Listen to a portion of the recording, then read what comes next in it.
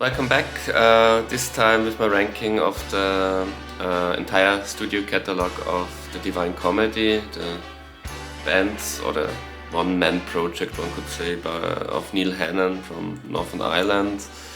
After football video, not last week, a couple of days ago, short excursion into the world of football.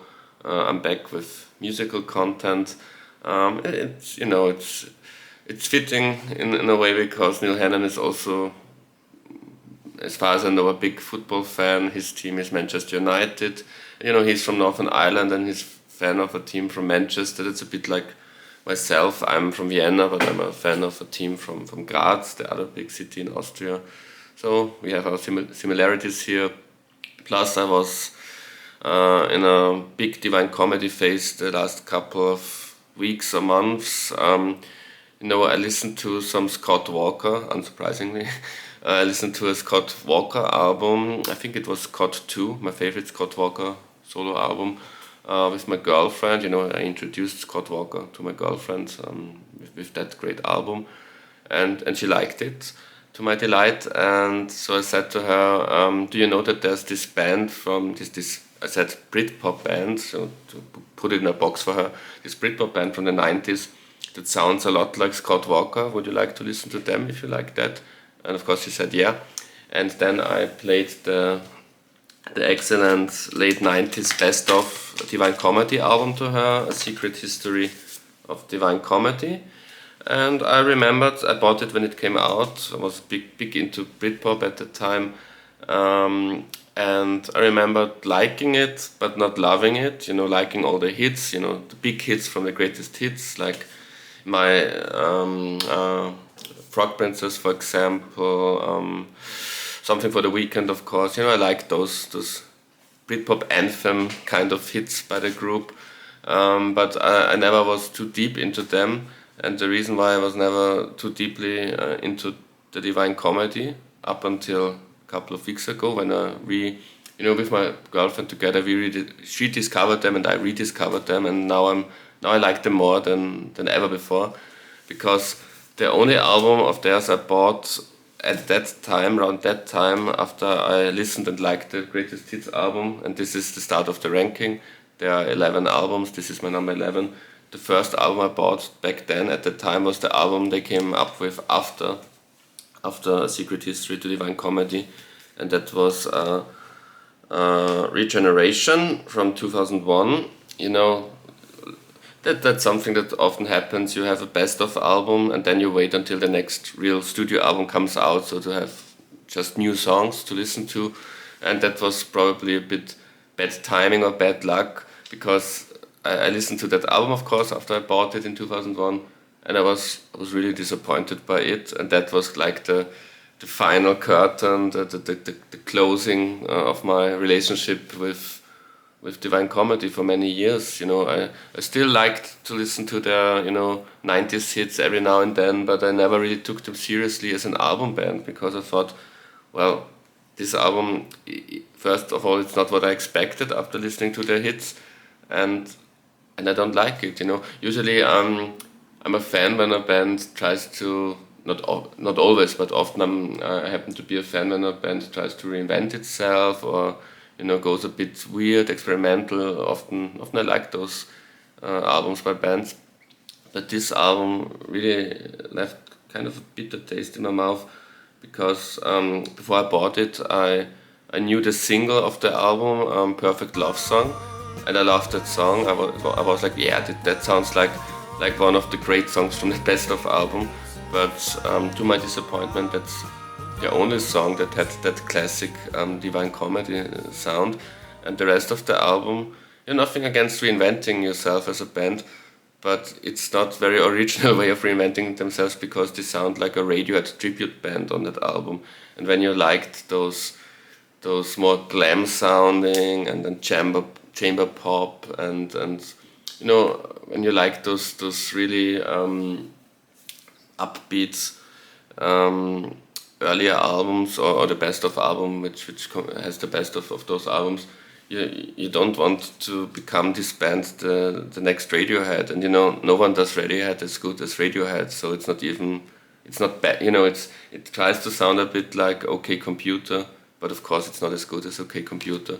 It's it's like a band of competent musicians trying to make a competent tribute to Radiohead album, so that's a good, it's good. It's not like they suddenly became awful, but that's not there's nothing original about that. The individual songs, the songwriting is good, but it's that sound. Nigel Godrich produced it, so I guess Neil Hannon, which is the mastermind of Divine Comedy, fell in love, like so many people, with OK Computer in the late 90s, and then he said, I have to have the guy who produced that album, and I want my next album to sound like that. And Nigel Godrich more than succeeded in that, and I think it sounds too much like that, but the songwriting underneath that is still pretty good. And I think it was a mistake to have the song Perfect Love Song on the album, because it's a great song and it's a very typical Divine Comedy song, and so it's a bit misleading. I think they should have released Perfect Love Song as a standalone single, maybe half a year or a year after that album, so kind of to reintroduce the fans to, like telling the fans, now we're back to our usual selves, because this is an outlier. There's only this album that sounds like that in the catalog. After that, they turned back again to what they were brilliant at. It's Neil Hannon plus some other musicians. Next up is number 10, Office Politics, their most recent album. I think it's from 2019. And again, I've got nothing against bands who try to reinvent themselves or try to keep things fresh for themselves and try out new things, new sounds. And this is the other album where they tried out new sounds, and this is next to Regeneration, the other album that sounds, least like classic Divine Comedy. But I don't dislike these albums just because of that. It's just, this album, it's okay. I don't think they are really, like I said, they aren't really bad or awful Divine Comedy albums. This is to me like an average album, and this is almost already a good album, I would say. But no real highlights. It's the longest album, 16 songs. A 16-song album without any big highlights, that's usually a bit of a bit difficult to get through. You have to be in the right mood for it. It's half a concept album. That's also a bit to its detriment that it's not really a if you want to make a concept album, which I'm often not too much of a fan of, but if you're going to do it, then it really has to be a concise, really it has to follow the concept. But this is like a half concept album about the cover and the title already suggested. It's about office, not the most thrilling subject as well, but it's a competent album, and I'm glad they try out new things and don't copy themselves all the time. But it's my second to least favorite. This is one band where I'm really glad with their classic approach when they're doing albums with their classic sound.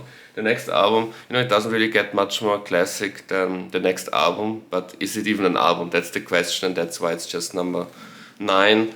Short album about love. It's just 7 songs, so it's maybe a glorified EP or a mini album, and that's the reason why I have it so low. I think it was an album that tried to capitalize on the recent success. The album before that, Casanova, was the big breakthrough in Britain. At the height of Britpop, they really had a quintessential Cool Britannia album in Casanova.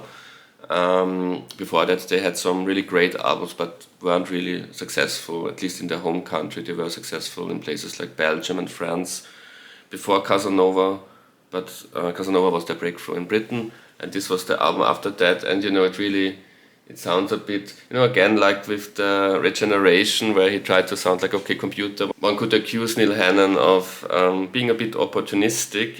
This time the opportunism is that, it feels like, now we had the breakthrough, we have to make a new album as soon as possible, and he only had 7 new songs, and he put them out immediately. And even the way it's recorded is, you know, one side of looking at it is it's a innovative, clever approach, or like you know, it's like Neil Young albums from the 70s where he plays new material but live. It's a live album with new material. It's live at the sound check, 7 new songs played live at the sound check. You know, you could say this is an interesting idea for an album, but you could also say it's a sign that it's rushed. And I think Everybody Knows Except You is the standout track on that album, and it would have been better to make this, like with Perfect Love Song, make this a standalone single or make it an EP, a real EP, call it an EP, you know, Everybody Knows plus 2 or 3 of the more exceptional other songs, other great songs of that album, that mini album, In Pursuit of Happiness, and maybe but those are the highlights to me. Maybe make a 3 to 4 track EP, and you would still capitalize on your Britpop success. But you know, it's very good, but short, as the title suggests. From now on, I really like the albums. Those 3 we've had, I think, are good albums, average to good albums. The next one is Bang Goes the Knighthood, I think from 2016. Here, Neil Hannon. This is for the first time an album where it's just a Divine Comedy album. There's no gimmick about it. It's not like them pretending to be Radiohead. It's not a concept album about office work, and it's not a short album. It's just, you know, it's like a 10-11, I don't know, track Divine Comedy album from 2016. One thing I don't like about that album, but you know, that's not Neil Hannon's fault. You know, that were the circumstances, is that it's the first album after they were dropped from their major label. So you can really see that the production budgets must have gone down. You know, Divine Comedy are mostly at their best when they're really opulent and symphonic with big orchestration, and this is like, you know, them doing small scale chamber pop, indie pop. There's even, you know, the single, the indie hit on the album is even called At the Indie Disco, again, which is a bit opportunistic, you know. Divine Comedy more and more became, after the Britpop hype died down and after their Radiohead wannabe album, they became more and more like a hipster band, a group that indie hipsters would like, and you know, At the Indie Disco is again a bit of an opportunistic thing to do, you know, for a song for your fans, you know, the fans of this group at that time especially, you know, those were people at indie discos, at indie clubs, but it's a very good album, I have to say. The next one is the biggest surprise yet, because especially critics, I'm not so sure with the fans, but critics loved this. I think it's one of the critics' most beloved Divine Comedy albums. Fin de Siecle, from the late 90s. That was the album before the Secret History Best of that I bought. You know, the cover photograph is taken in my city, in Vienna. Also the inlay, that's a building that I'm quite familiar with. No special building. It's not like it's a tourist attraction, so that makes it even more intriguing that Neil Hannon just went to this random house, but that I'm familiar with, and made the cover photos there in Vienna, where I'm from, where I'm now. It's a great album. It's a bit darker than the albums before that. You know, maybe that's the transitional record to the Radiohead experiment.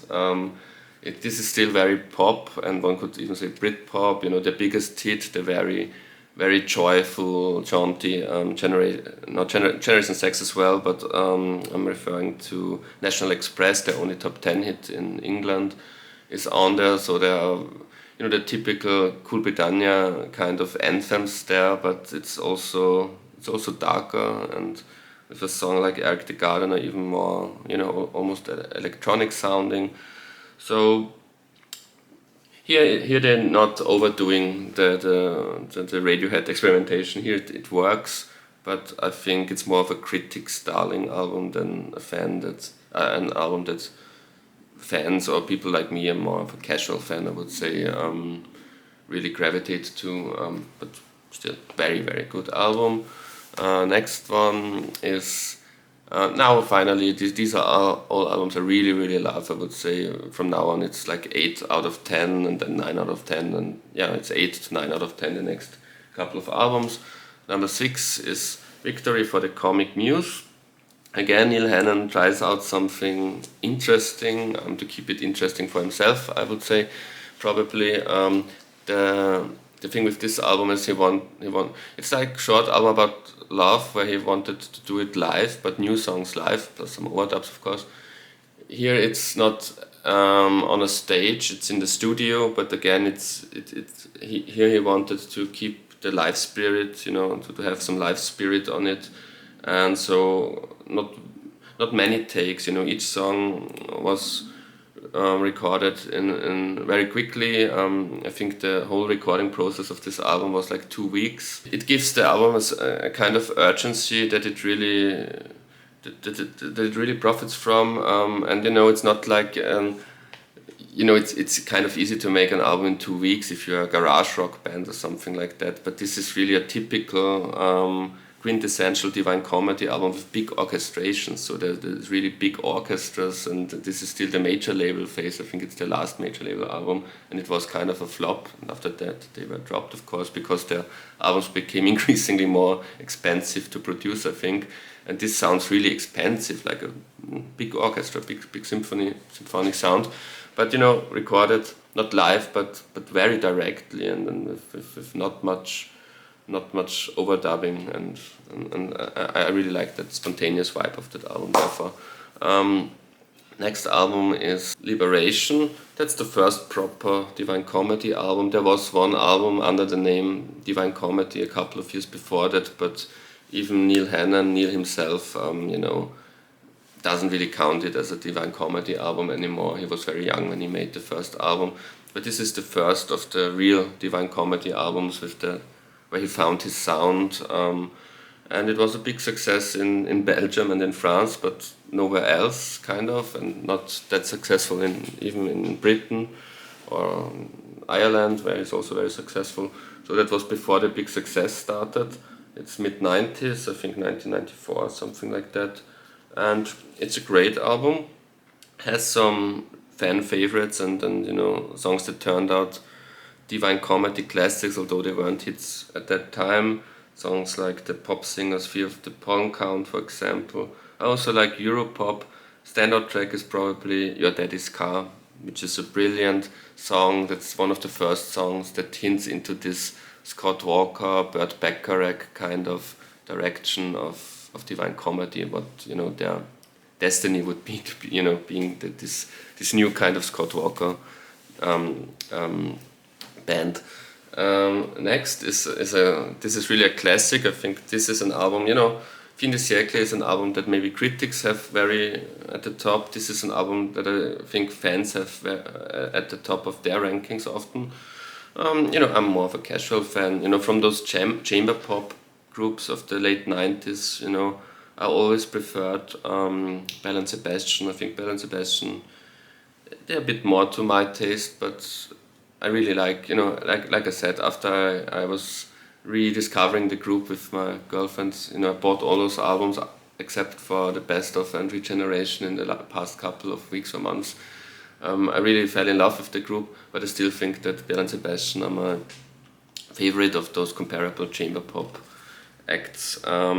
What was it that I wanted to tell you? I wanted to say that fans really think that this is one of their very, very best, if not their best, Promenade. I also think it's a great album. It's my number 4. It includes my all-time favorite Divine Comedy song, Tonight We Fly. It's one of the best songs ever written, I would say. Check out the live version if you're interested in the song. There's a live version from the release show of the Absent Friends album. Excellent live version, but also the studio version is great. Great lyrics, great melody, perfect song. But the rest of the album is also great. It's a kind of a concept album. I think this time it stays a bit truer to the concept. It's a bit more of a fleshed out concept. It's about two people falling in love, and I don't know if it's It's like it starts when the first date starts and it ends when it's over, or something like that. Like the first day when they meet or something like that. It's about people being freshly in love, and it's a great album. Number 3 is the most surprising thing on the list, I would say. Foreverland. You know, this is a pretty late album. I think it's from 2016.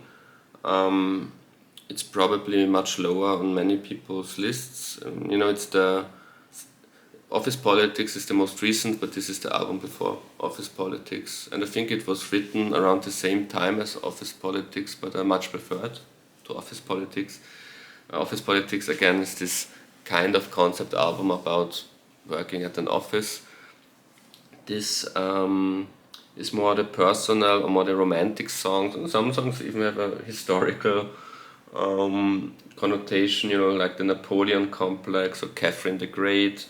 Maybe he read some books about politics in the 18th century when he wrote and recorded that album, but it's mostly romantic songs to his wife, I think, who's also a songwriter, and I think there are female background vocals on that album. I guess that must be his wife. My favorite song is "How Can You Leave Me on My Own," which was also a single.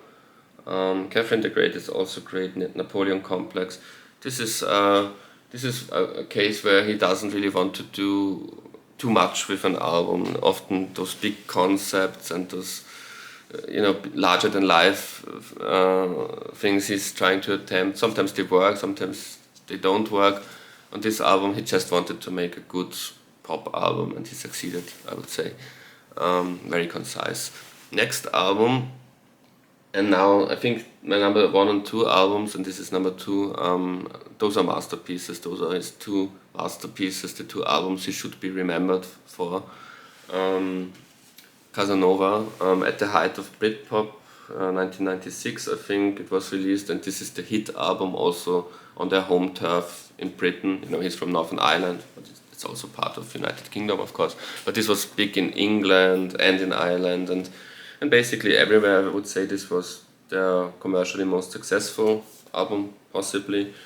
And it has the big hit. I think National Express was higher in the charts, but this is probably the bigger classic as a song. It's one of the big Cool Britannia Britpop anthems. It's Something for the Weekend, funny lyrics. I think Something for the Weekend was his attempt at rewriting Common People by Pulp. This is the most Pulp sounding Divine Comedy album. It's a bit, it's if you like Different Class, the big magnum opus by Pulp, this is like the epilogue to that, but by a different band. This is Hardcore, the next Pulp album, would go in a completely different direction from Different Class and from this album. But if you still want to prolong that champagne euphoric vibe of Britpop and Pulp don't give it to you with This Is Hardcore, then this album surely gives it to you. Great ironic lyrics, but also very romantic and brilliant melodies. Something for the Weekend, Becoming More Like Alfie, Middle Class Heroes, Songs of Love, The Frog Princess, The Dogs and the Horses. So many brilliant songs on that album. It's a great collection of pop anthems, I would say. But the number 1 album I think that's his ultra milestone masterpiece album, his biggest, his most ambitious album. Regeneration was also ambitious, but for the wrong reasons, I would say, this Radiohead reinvention attempt. But this is the album after Regeneration, and this is, it's like he himself noticed, I went somewhere wrong with the last album. I have to go back to what I'm best at, and I have to be this has to be 100% pure Neil Hannon album, and very indulgent, self-indulgent also. But it works. Neil Hannon is this kind of persona where it really works when he's really the big, larger than life, dandy kind of persona, and this is of course Absent Friends. And what a great album. It's start to finish, 11 tracks, each track you know, there's also an instrumental Lycus theme, so I wouldn't say each track is a masterpiece. But you know, it also fits together perfectly. It has a great flow, so Lycus theme is also very necessary for that flow of that album. But so many great tracks. Absent Friends, Our Mutual Friend. Those two songs are both probably in my top 5 favorite Divine Comedy songs. This is a great album. It's from 2004, and I don't think there was a better album in that year and from that decade, from the noughties, as they were called. This has to be one of the 10, if not 5 best albums from that decade. Absent Friends by the Divine Comedy. Thank you very much for watching. Until next time. Bye.